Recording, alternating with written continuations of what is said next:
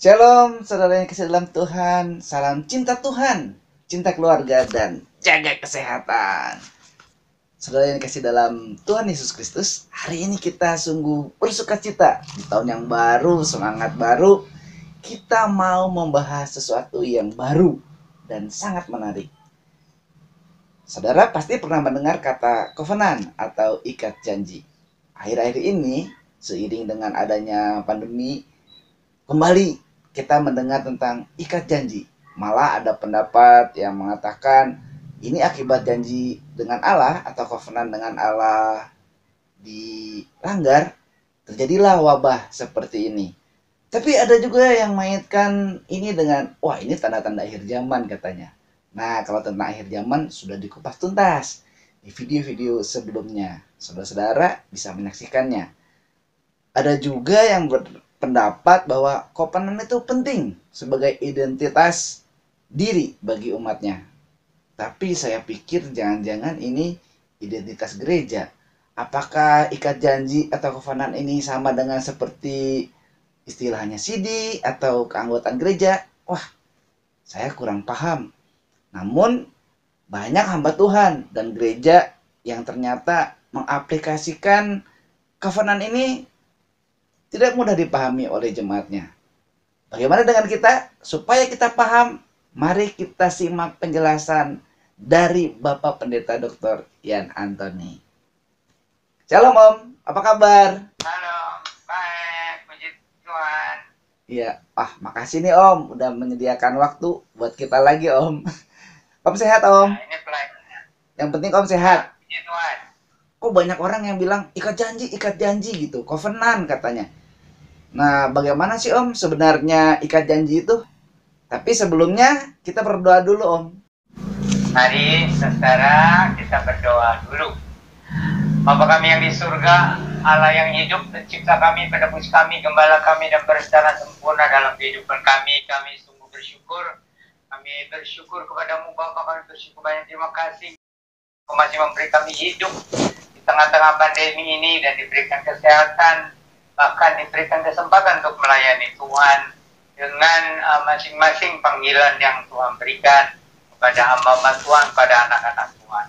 Sebelum kami mulai pembahasan untuk acara siang ini, mohon Roh Kudus menyucikan, mengurapi, melengkapi, dan memakai hamba Tuhan yang melayani, baik sebagai pembicara, sebagai moderator, dan juga anugerahkan hikmat, akal budi, dan Roh Kudus mengendalikan hati pikiran kami dari awal sampai akhir. Mohon kiranya Engkau juga berkenan melimpahkan segala anugerah, segala rahmat, segala berkat dari surga kepada semua pendengar dan keluarga masing-masing. Namamu dipermuliakan Bapa untuk selama-lamanya. Kami bersyukur berdoa berserah hanya di dalam nama Tuhan Yesus Sang Mesias, Juru Selamat yang dijanjikan bagi segala bangsa. Amin. Apa sih sebenarnya ikat janji itu Om? Atau covenant itu teologi covenant ya? Ya, baik ya. Saya coba menjelaskan supaya nonton juga ya bisa memahami gitu ya. Syukur kalau bisa memahami. Kalau tidak juga nggak apa-apa. Jadi begini, itu ciri khas, ciri unik dari gereja Reform ya. Jadi itu masuk dalam teologi Reform. Sebenarnya saya juga orang Reform, tetapi saya tidak ikut dan tidak setuju dengan perkembangan teologi Reform yang belakangan. Karena teologi Reform yang belakangan itu terlalu banyak filsafatnya. Jadi hanya bisa dipahami oleh orang-orang yang diindoktrinasi atau terpelajar atau gimana gitu ya, khusus gitu ya. Tapi kalau untuk jemaat kebanyakan, untuk jemaat biasa itu, jadi ini kabinet teologi ya, teologi kabinet ini terlalu ilmiah. Terlalu ilmiah itu bagus, memang bagus, cuman jadi diawang-awang gitu. Saking bagusnya. Iya, tidak mendarat. Sebenarnya kan kita secara sederhana itu di teologi janji sama saja dengan perjanjian lama dan perjanjian baru. Hanya tinggal bagaimana kita memahaminya gitu. Tapi saya jelaskan dulu dengan teologi ikat janji dan kabinet teologi India. Jadi ini merupakan kerangka berpikir ya, itu jadi sistem kebenaran kata mereka. Di sistem kebenaran itu meliputi kabinet teologi atau teologi ikat janji, meliputi juga kabinet thinking, berpikir secara ikat janji, dan juga kehidupan secara ikat janji gitu. Nah, jadi meliputi segalanya gitu. Jadi ini kan bagus, cuman istilah-istilahnya saja yang saya pikir untuk apa dipaksakan gitu kan. Jadi apa itu sebenarnya jadi sebenarnya kalau Alkitab secara sederhana hanya dua, yaitu perjanjian lama dan perjanjian baru. Tapi bagi mereka itu ada uraian yang perjanjian lama tuh, yang apa ikat janji antara Allah dan Adam dan Hawa, ikat janji Allah dengan Nuh, ikat janji Allah dengan Abraham, dan yang paling pentingnya itu ikat janji Allah dan bangsa Israel gitu. Kalau di perjanjian baru itu kan semua dijadikan satu dalam ikat janji antara Tuhan Yesus dan gerejanya. Ya, nah ini jadi apa bagusnya di mana? Di bagusnya itu karena ajaran-ajaran itu jadi disatukan di dalam kerangka berpikir.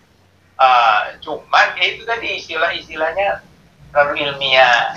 Ya seperti tadi kabinet teologi, kabinet thinking, kabinet living gitu. Ya, nah, oke, supaya lebih jelas lagi, jadi ini maksudnya teologi ikat janji antara Allah dan manusia, bukan antara manusia dan Allah sebenarnya. Allah dan manusia itu tidak seimbang, tidak sejajar. Jadi Allah yang punya inisiatif mengikatkan janji dengan manusia. Tuhan Allah mengikatkan janji itu dengan segudang anugerah, rahmat, berkat gitu ya. Jadi dengan syarat ya manusia yang mau mengikatkan diri itu ya taat gitu, taat kepada kehendak Tuhan gitu. Nah itu jadi apa namanya di dalam perjanjian baru ini sebaiknya tuh ada ayat-ayat pendukungnya nih ya. Jadi kalau yang dengan Israel yang saya bacakan aja itu yang ringkaskan dari itu kitab Keluaran 24 ya ayat 8 itu dikatakan Musa menyembelih sapi, darahnya dibersihkan kepada bangsa Israel.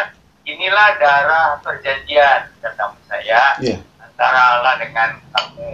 Nah, supaya kamu mentaati semua firman Tuhan yang sudah disampaikan. Dan di dalam perjanjian baru itu waktu perjamuan kudus yang pertama oleh Tuhan Yesus. Itu ya, inilah darah perjanjian baru yang ditumpahkan bagi kamu menjadi tebusan bagi banyak orang. Jadi itu sebenarnya sama di situ intinya. Nah, oke, jadi saya jelaskan yang dari soal teologi ikat janji dengan atau kawinan teologi ini ya. Jadi itu bagi orang terpelajar ya seolah-olah ini wow ini luar biasa ini pertemuan baru. Yang enggak juga gitu. Karena apa? Karena kalau bagi jemaat awam itu kalau kita sudah merasa ditebus oleh darah Tuhan Yesus, kita mengalami lahir baru, ya kita harus taat lah kepada firman Tuhan dipimpin oleh Roh Kudus dan firman-Nya gitu ya kan. Cuman ini nih jadi seolah-olah pakai istilah-istilah seperti kita harus ada komitmen, kita harus ada dedikasi, kita harus ada apa resolusi, kita betul-betul mengikatkan diri kita gitu dengan yang Tuhan sampaikan gitu. Ya kan kedengarannya bagus, saya tidak menentang, tapi itu tadi kalau untuk awam nanti jadi apakah ini ajaran baru gitu kan. Kadang ini ajaran lama, tapi juga kalau dikatakan kabinet teologi itu satu-satunya kebenaran yang enggak juga. Itu boleh kita mengatakan begitu. Itu intisarinya. Ya kan kalau tadi Om juga singgung kalau jemaat ya Om termasuk Alfa juga tahunya ikat janji itu ikat janji pernikahan misalnya kan sudah umum gitu. Ikat janji pernikahan misalnya. Tapi akhir-akhir ini kan jadi seperti beban tadi yang Om bilang kan ikat janjinya harus komitmen, harus apa ada seperti ikatan yang membebani gitu. Nah Om, apakah kalau kita ini tidak covenant dengan gereja, Maksudnya kan kita akan ditinggalkan oleh Allah gitu. Misalnya ada contoh waktu Simpson melanggar covenant katanya dengan Allah, makanya Simpson mengalami hal yang ya kurang baik lah pada akhirnya gitu.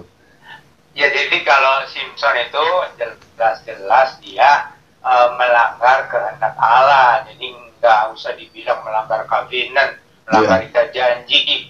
Nggak usah dikatakan begitu. Kan orang Israel itu kalau nikah ya harus dengan apa namanya, jangan dengan orang yang penyembah berhala. Kan Iya. itu di perjanjian lama itu. Jadi jangan mempersulit lah itu. Bukan karena dia bilang ya, karena dia tidak taat aja kepada kehendak Allah. Jadi kita lebih sederhananya, kita tuh memang harus taat kepada kehendak Allah gitu. Dan covenant teologi ini pun kalau orangnya betul-betul terima Tuhan Yesus sebagai Tuhan dan Juru Selamat, lalu mengalami hidup baru atau kelahiran baru secara rohani. Kalau enggak mah percuma juga. Emangnya semua orang pengikut gereja Reform itu lebih bagus. Enggak, kalau lebih intelek ya. Tapi kadang-kadang karena merasa diri benar, jadi suka menghakimi gue yang paling benar. Lu itu apa teologinya abal-abal? Enggak boleh begitu. Jadi gitu sih. Dan secara pukul rata itu gereja pukul rata hanya 50% lah yang sudah lahir baru dan nanti diangkat oleh Tuhan. Apakah itu dari gereja Reform atau gereja lain, itu kan lahir baru yang menentukan. Bukan soal kita ngomong intelektual, istilah teologi gitu. Iya sih. Ya soalnya itu Om, tadi juga Om sebetulnya udah singgung sih. Kan ada satu orang hamba Tuhan yang memiliki pemahaman bahwa konsep perjanjian merupakan salah satu keunikan teologi reform katanya, yang tidak banyak dipahami oleh orang karena filsafat itu ya mungkin. Padahal pemahaman ini merupakan salah satu pembeda antara teologi reform dengan teologi lain. Tapi sekarang kayaknya diadopsi sama teologi lain ya Om, atau sama bukan dari reform gitu.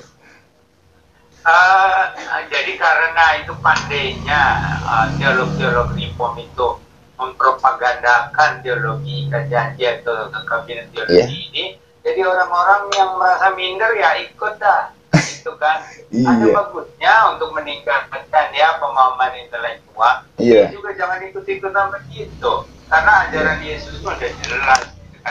Nah, lalu di situ bilang sebagai pembeda gereja Reform dan gereja lain, nah itu sudah membedakan. Sudah nggak boleh. Emangnya yang diangkat ke surga cuma orang-orang Reform? Enggak juga, gitu kan? Nggak bisa. Jadi ini yang paling benar, paling lalu ini bedanya kita dengan gereja lain. Enggak, gereja itu satu. Yang menyamakan itu orang lahir baru atau enggak di dalam Tuhan Yesus itu. Itu kuncinya ya, lahir baru ya. Soalnya iya, kuncinya di situ. Bukan istilahnya. Iya. Soalnya di bukunya Chris Belzer Om, dikutip bahwa menegaskan banyak teolog yang menyebut dirinya reform, tapi sesungguhnya tidak memiliki pemahaman tentang teologi covenant ini gitu. Dan akhirnya sekarang teologi covenant tidak hanya di kaum reform, tapi ada di luar reform juga ya. Mungkin ini yang jadi menyebabkan perbedaan pemahamannya atau bagaimana ya Om? Nah itu, jadi sebenarnya orang Kristen itu harus memahami isi Alkitab, intisari pokok-pokok kebenaran Alkitab, bukan pokok-pokok kebenaran Reform. Iya. Itu. Jadi, oke lah itu orang-orang Reform memperdalam teologi Reform terserah ya. Asal jangan terlalu filsafat, lalu akhirnya akhir-akhir ini itu terlalu menekankan predestinasi, tapi mengurangi tanggung jawab, mengurangi kehendak bebas. Itu sudah nggak benar juga. Gitu. Jadi nggak apa-apa kalau mereka merasa itu lebih jadi mencintai Tuhan, lebih mentaati Tuhan, ya puji Tuhan, ya kan? Jadi artinya itu untuk pertumbuhan kerohanian ya bagus, gitu kan? Cuman ya apakah betul itu bisa membangun pertumbuhan rohani orang-orang Reform, kita juga nggak tahu. Nah, jadi yang penting itu kita ini bertumbuhlah di dalam kebenaran firman Tuhan. Jadi begitu lahir baru kita kan nggak bayi-bayi rohani. bagaimana kita bertumbuh itu perlu perlu apa namanya waktu, perlu proses. Nah itu yang dibilang pemuridan. Nah pemuridan itu harus intensif gitu. Jadi kalau istilah yang lebih terkenal sih pemuridan lah. Pemuridan ya. Pemuridan.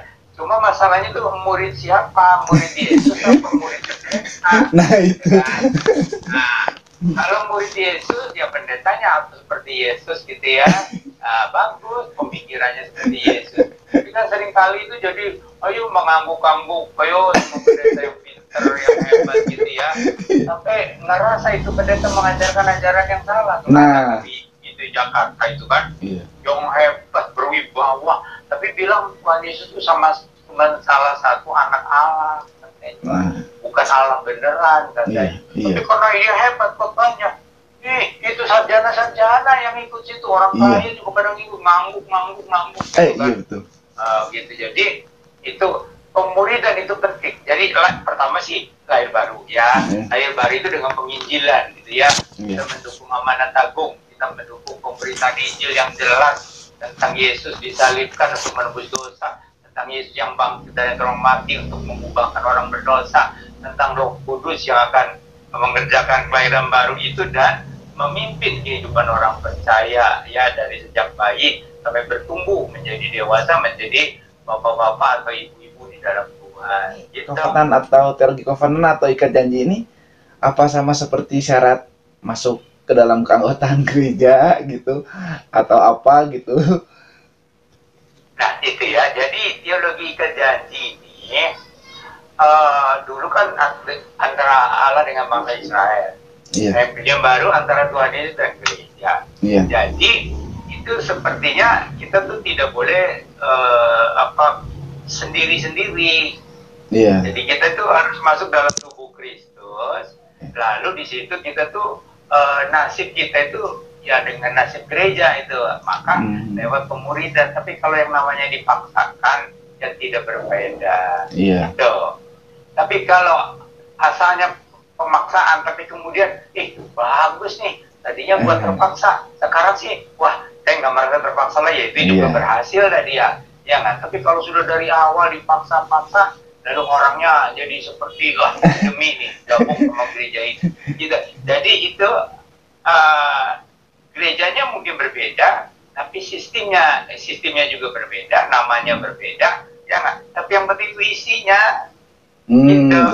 Jadi isinya itu kan Alkitab, ajaran Yesus kan, jadikanlah mereka segala bangsa muridku kata Tuhan Yesus ya gitu. Nah itu isinya. Lalu bagaimana kita menjalani pemuridan? Itu pemuridan juga bertahap. Tetap di gereja yang saya layani ya, sana itu pendetanya ya memang saya dulu yang membimbing dia kan tentang pemuridan, tapi dia punya bakat, punya karunia, dia tuh melebihi saya dah. Jadi dia pemuridannya kemudian bertahap. Untuk pertama, untuk yang di dalam katekisasi sudah mencoba dimuridkan, terus untuk jadi pengurus gereja, pengurus komisi, untuk jadi diaken, untuk jadi penato, itu bertahap bertingkat. Jadi biar misalnya ada jemaat baru nih ya, orang kaya, punya status sosial, pangkat di pemerintahan, tidak bisa otomatis jadi pengurus gereja. Tetapi biarpun itu satpam, tapi kalau mau dibina, dimuridkan, lalu ternyata berbuat dan dibuktikan kesetiaannya, pengertiannya, bisa jadi penatua, bisa jadi ketua majelis. Nah, luar biasa. Itu betul-betul luar biasa. Jadi kita di sana tidak melihat pangkat, kekayaan, tidak. Mau nggak dibina, mau nggak dimuridkan. Cara berjenjang. Gitu.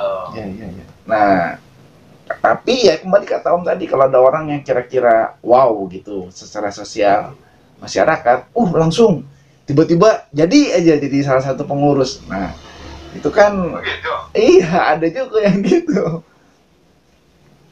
Jadi itu soal persyaratan itu strategi pengembangan jemaat lokal. Jadi sebab kalau orang tidak mau ikat janji, tidak mau ada komitmen gitu, ya kan berarti ya nggak mau gabung sungguh-sungguh gitu. Cuma tinggal bagaimana lebih bijaksana aja, dan harus konsisten. Kalau memang lewat pemuridan, bukan soal karena banyak atau status sosialnya yang tinggi, itu harus konsisten. Jadi jemaat yang saya layani di sana tuh, kaya miskin tidak menjadi masalah. Pendidikan tinggi atau rendah tidak jadi masalah. Yang penting mau dimuridkan, belajar pemuridan secara bertahap, berjenjang gitu. Dan dilihat kesetiaannya. Itu kan pengurus misalnya 2 tahun ya, dilihat itu ya atau enggak gitu. Nah, untuk jadi diaken itu juga didatangi oleh pendeta itu, keluarganya mendukung atau tidak gitu. Apalagi jadi penatua gitu. Jadi di sana memang juga tidak ada pemaksaan gitu, karena memang jemaatnya udah gede tadinya. Jadi tadinya itu jemaat itu ya dihitung-hitung kali kebaktian tadinya itu 150-an atau berapa. Terus mulai dengan kelompok sel. Dengan mulai kelompok sel tiba-tiba jadi seperti hampir 300. Luar biasa. Ya, itu dengan kelompok sel semacam pemuridan awal. Jadi dari kelompok sel diusulkan untuk pimpinan, jadi pengurus atau jadi diaken gitu ya. Ketua kelompok sel itu seperti pendeta, jadi khotbah minggu yang lalu diuraikan panjang lebar. Padahal maksudnya itu kamu dapat apa, supaya bisa saling mengisi, ya kan? Gitu. Lalu aplikasinya apa? Itu saling mengisi. Jadi artinya, katanya kita cuma dengerin, aja kepengen ya didengar. Gitu. Ya, ini nanti kelompok sel harus dibahas nih Om, supaya tidak jadi salah paham. Nah, yaitu ikat janji ini kan munculnya lagi itu karena ada jemaat yang merasa terbeban gitu. Saya kok ikat janji sama Tuhan, jadi sama gereja, jadi saya harus ini. Ada janji iman dalam tanda kutip dipaksakan. Makanya covenant ini jadi ngambang. Padahal waktu dulu di reformnya mungkin teologi covenantnya nggak seperti itu ya. Jadi teologi kabinetnya bagus ya nggak? Cuma pelaksanaannya itu kan sama aja teologi yang lain juga. Itu kan kita kalau kembali kepada Alkitab, ya tinggal pelaksanaannya gimana kan? Yesus bilang yang pertama, yang paling penting itu kan pekabaran Injil. Habis pekabaran Injil ya bimbing orang menerima Yesus secara pribadi, terus dimuridkan gitu kan. Nah, itu yang penting begitu. Lalu yang namanya orang sudah menjadi anak-anak Allah ya harus belajar taat. Ya harus belajar, ada komitmen, ada semacam berjanji untuk taat dan sebagainya. Itu ya sama, cuma hanya beda ininya aja, itu pakai istilah-istilah yang ilmiah. Nah, yang lain hanya pakai istilah-istilah yang ada di Alkitab gitu kan. Gitu, tinggal pelaksanaannya aja. Sampai menekankan ke materi juga mungkin ya. Sebetulnya kesetiaan. Nah, itu. Jadi teologi reform itu kalau yang di Jakarta itu kan seperti anti teologi kemakmuran, teologi kesuksesan.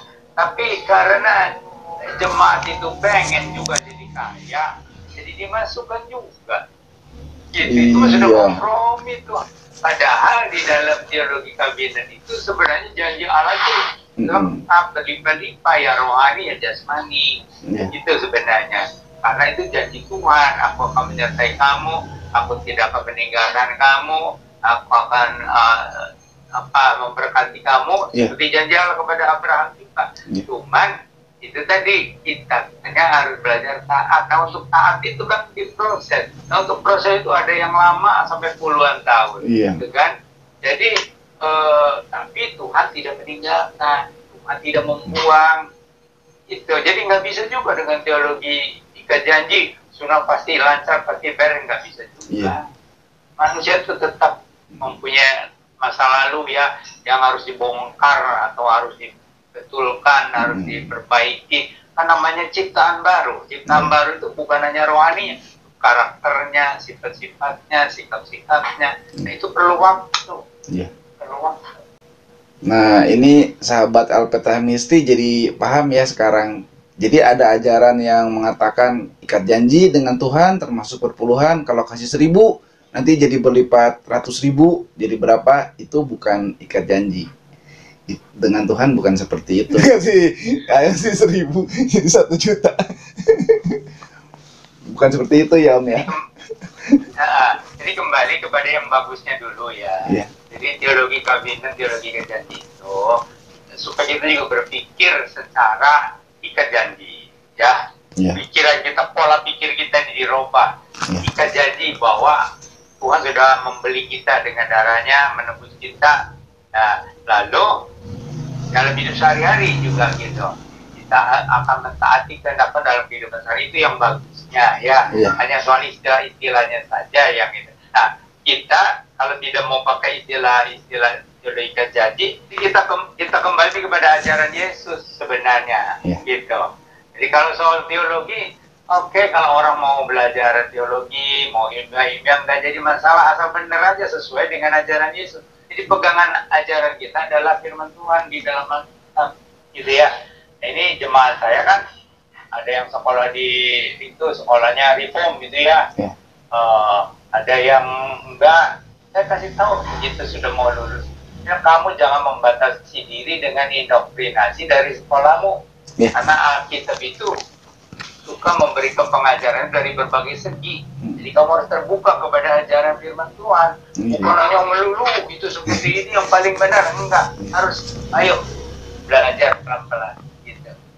Jadi saya sih tetap harus kembali kepada firman Tuhan, kuat di dalam firman Tuhan, mengerti firman Tuhan, gitu kan. Tapi kalau orang makin pinter itu kadang-kadang aneh-aneh. Ini ada orang Amerika dia bilang, saya jadi bingung katanya. Begitu banyak katanya cara untuk memahami Alkitab, tapi yang paling membingungkan katanya, bagaimana katanya dengan predestinasi, dengan kehendak bebas dalam saya mempelajari Alkitab. Nah, itu kan predestinasi itu rahasia Allah, kedaulatannya dan kemahatauannya itu rahasia Allah. Tanggung jawab kita ya kita melakukan yang terbaik, gitu kan. Ini kewajiban kita, ini pilihan kita yang melakukan yang terbaik, gitu. Jadi kadang-kadang orang pintar tuh aneh-aneh. Nah, kalau Tuhan Yesus maunya ya kita taat ya taatlah ya, apakah itu namanya ikat janji, apakah itu namanya kita sebagai murid yang betul-betul menghargai Tuhannya, gitu kan, gitu. Jadi yang penting itu pelaksanaannya. Jadi orang Kristen itu harus tahu bahwa kalau kita betul-betul mau mentaati kehendak Tuhan, biar kita susah atau senang, itu tetap Tuhan yang perihalakan. Nanti pada waktunya Tuhan akan membukakan pintu-pintu berkat kita ya sesuai dengan rencananya, apa di kelas bawah, apa kelas menengah, apa di kelas atas ya, itu biar Tuhan yang menentukan. Jadi bukan kita maunya di kelas atas, maunya jadi kepala, nggak mau jadi ekor. Kalau semuanya kepala nggak ada ekor gimana? Ya kan? Aneh. Jadi banyak orang Kristen. Nah, soal ini juga ada kaitannya dengan ekonomi itu ya. Jadi dulu ekonomi booming, jadi banyak pendeta itu banyak 100 kali lipat nanti Tuhan berkati itu kan.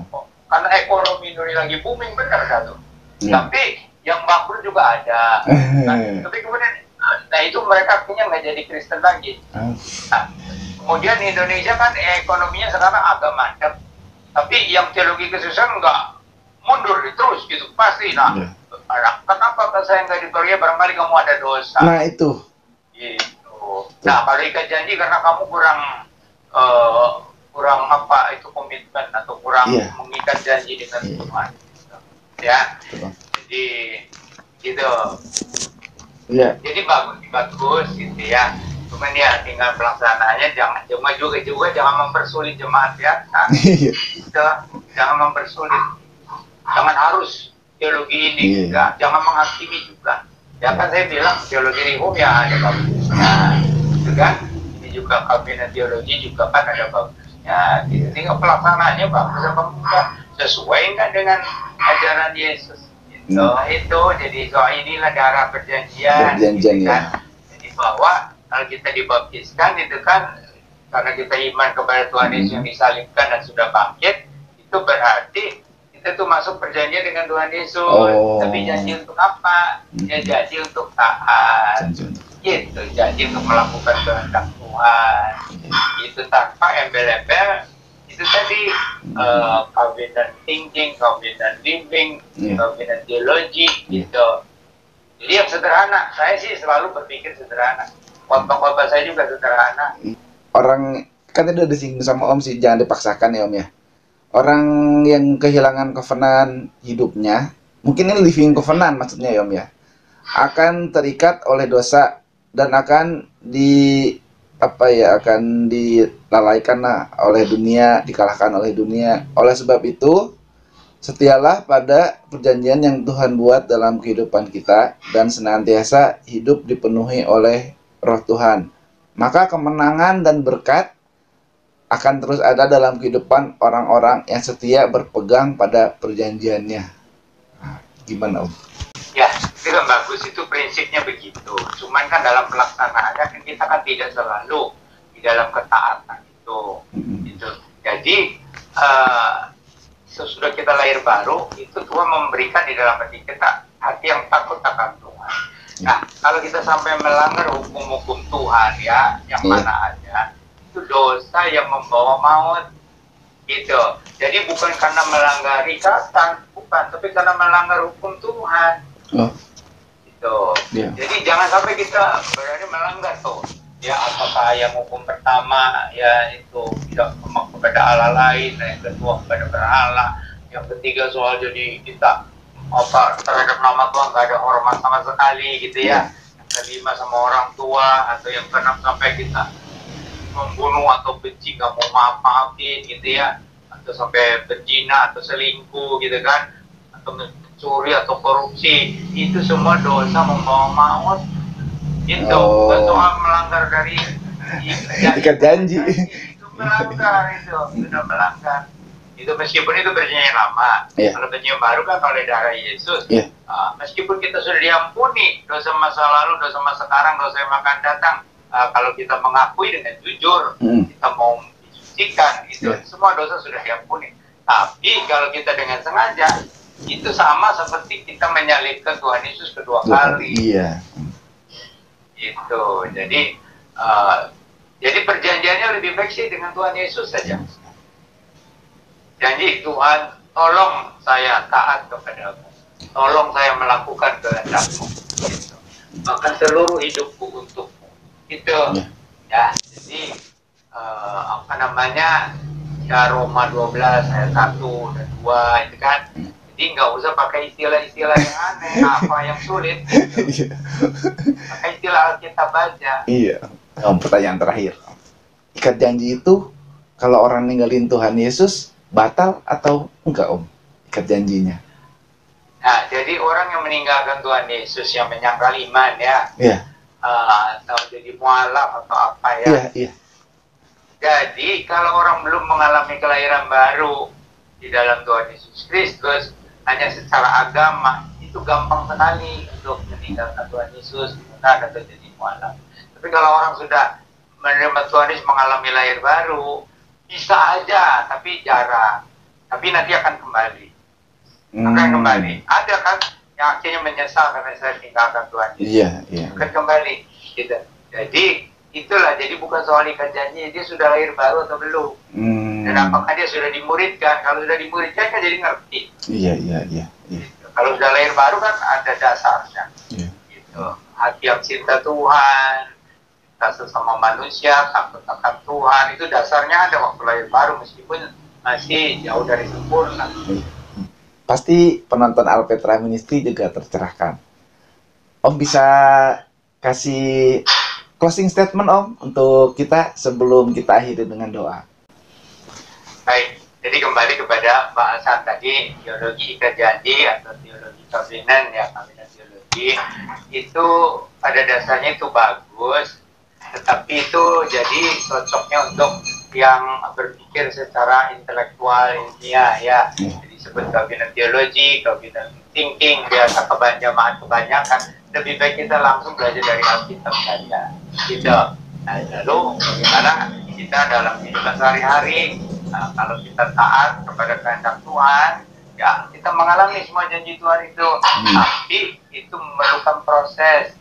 Jadi untuk bisa disempurnakan itu memerlukan proses. Ada yang cepat, ada yang lambat. Gitu. Jadi saya tidak anti dengan kawinan teologi, tapi juga kawinan teologi jangan menganggap mereka yang paling benar. Yang paling benar ya Alkitab lah, dan pelaksanaannya, gitu. Pelaksanaan dalam firman Tuhan dalam hidup sehari-hari. Jadi aplikasikan iman, kasih, pengharapan dalam hidup sehari-hari itu.